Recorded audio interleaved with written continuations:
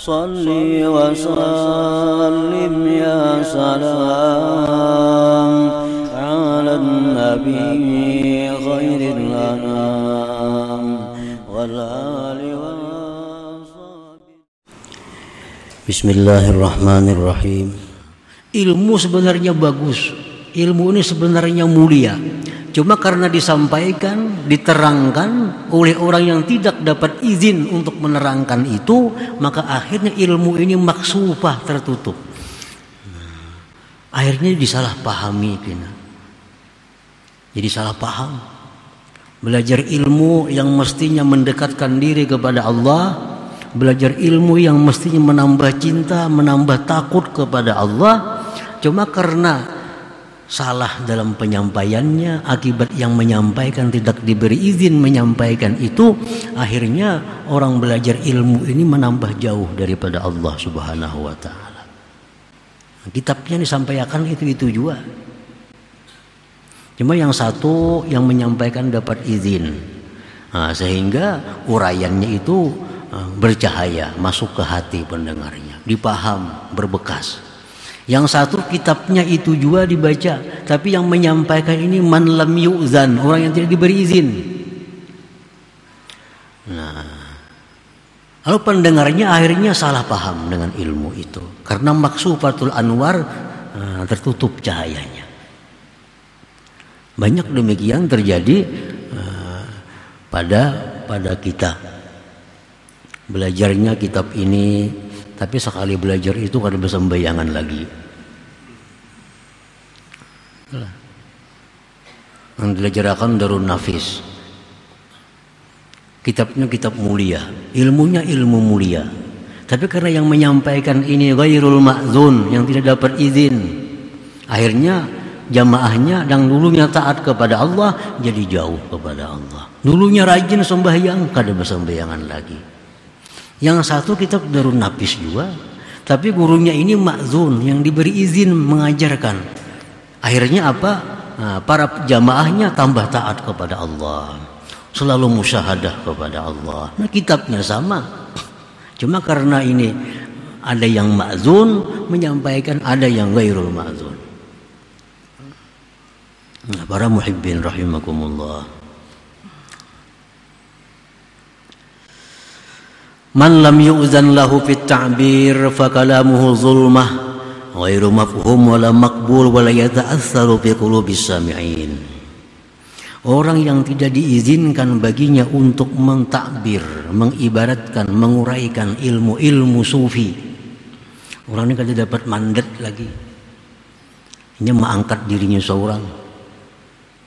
Nah, karena bisa membaca, bisa menerjemahkan, buka belajaran tanpa ada izin. Orang yang tidak diberi izin baginya dalam menguraikan ilmu-ilmu itu, maka perkataan orang itu zulmah, gelap, maksufah. Gerhana itu kan gelap, zulmah, ghairu mafhum, kada dipaham, dan kada diterima, kada berbekas di hatinya, di hati jamaahnya, pendengarnya, karena orang ini ghairul ma'zun, kada diizini. Walidzalika qad yatakallamul insan bihikamin wa haqa'iq ma'a fasahatin wa balagatin wa tazyin, lakinnahu maksufatul anwar laisa bihi halawah wala qabul. Oleh karena demikian, terkadang menerangkan seseorang, menjelaskan seseorang dengan hikmah-hikmah, hakikat-hakikat, dia jelaskan, dia terangkan dengan lihai, dengan fasih, dengan balagah, dengan kata-kata yang mantap, yang berhias. Tetapi tertutup cahayanya. Tidak ada pada keterangannya itu manis, tidak ada diterima. Nah, sababu dzalik, sebab demikian itu adamul izni bit ta'bir, karena orang ini belum ada izin untuk menguraikan ilmu itu. Nah, para muhibbin rahimakumullah, lain kita belajar nahu, saraf, itu kan jadi seorang berizin gak kada kalau bisa lajari ilmu bahasa Arab. Qala artinya berkata, daraba artinya memukul, bisa ajarkan, kada jadi masalah. Tapi kalau urusan ilmu-ilmu seperti ilmu-ilmu sufi, ini orang yang mengajarkan mesti orang yang di bawah bimbingan dari syekhnya, dari gurunya. Nah, kalau sudah dapat izin untuk menyampaikan, nah maka orang inilah yang bisa menyampaikan ilmu tersebut yang bermanfaat dengan jamaahnya. Nah, para muhibbin rahimakumullah. Jadi apabila seorang yang menyampaikan ilmu kaum sufi itu sudah ma'zun, sudah diberi izin, maka uraian orang ini sudah dihiasi dengan cahaya. Tinggal lagi yang jadi masalah adalah sami'in, pendengarnya ini. Tinggal lagi pendengarnya. Karena lampu bagaimanapun terangnya kada akan berguna bagi orang yang buta. Tolong. Berapa watt saja hendak lampu, ada melihat. Kayak apa aja nyaringnya, orangnya tuli kada mendengar.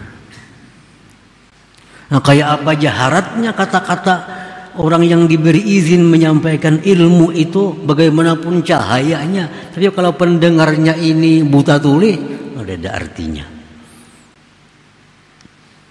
Nah, jadi untuk menerima ilmu yang mendekatkan diri kita kepada Allah Subhanahu wa Ta'ala, di samping yang menyampaikan ini orangnya ma'zun, yang diberi izin, pendengar ini pun mestinya orangnya satu ikhlas. Kalau menuntut ilmu itu kada ikhlas, ilmu kada mau masuk ke telinga aja kada, apalagi ke hati. Ke telinga aja kada, apalagi ke hati. Kalau orang menuntut ilmu itu bukan karena Allah. Talabnal ilma li ghairillah fa abal ilmu illa ayyakuna lillah. Kami menuntut ilmu kada karena Allah, kada mau ilmunya berparak. Fa abal ilmu illa ayyakuna lillah. Nah, jadi kalau hendak menuntut ilmu yang mendekatkan diri kepada Allah, ilmu yang ingin dicintai oleh Allah, ikhlas syaratnya menuntut ini. Bukan hanya yang menyampaikan ikhlas, tapi yang mendengar pun mesti ikhlas. Bila kada ikhlas, kada masuk ilmu. Masuk bisa juga kada menuntung. Ma'al-alang. Ini kada ikhlas. Ini menuntut ilmu ada tujuan-tujuan tertentu. Nah, tujuannya kada tercapainya, ampih nuntut ilmu. Orang nuntut ilmu sambil berdagang. Dagangannya kada payo lagi, ya ampih nuntut ilmu, apa berdagang. Karena tujuannya untuk ilmu itu berdagang. Ini kada akan masuk ilmu-ilmu yang seperti itu, karena sudah niatnya sudah kada ikhlas karena Allah. Ada kepentingan-kepentingan lalu menuntut ilmu. Kepentingannya habis untuk ilmunya. Hati pun caleg-caleg kebanyakannya tuh. Hendak calonnya nuntut ilmu, sudah jadinya kada lagi, karena itu yang ditujunya. Nah, umumnya karena kada ikhlas, ilmunya kada masuk. Tujuannya sudah lain dari awalnya. Nah, ikhlas pertama. Yang kedua, yang utama, tawadhu. Mesti tawadhu. Ilmu itu kada akan masuk kepada hati yang tinggi, hati yang sombong. Nah, kalau sudah ini pendengarnya tawadhu, pendengarnya ini ikhlas karena Allah, yang menyampaikan ini orangnya ma'zun, dapat izin, nah insya Allah akan jadi ilmu yang bermanfaat, yang mendekatkan diri kepada Allah Subhanahu wa Ta'ala.